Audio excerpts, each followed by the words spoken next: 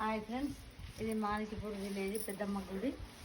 ఇది హైదరాబాద్ పెద్దమ్మ గుడి ఎంతనో మాకు ఈ దేవాలయం కూడా అంత ఫేమస్.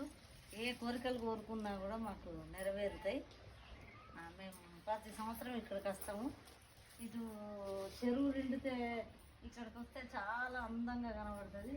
ఆ గుడి చెరువు నిండి దానికి చెరువులో చేపలు, సండే చేపలు, అన్ని దావతులు అన్ని ఇక్కడే జరుగుతాయి.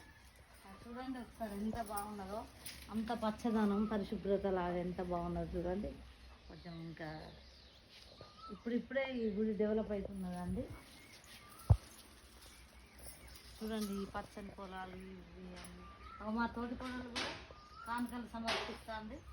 నాకు కూడా ఇచ్చాయి, నేను కూడా వేసుకుంటా.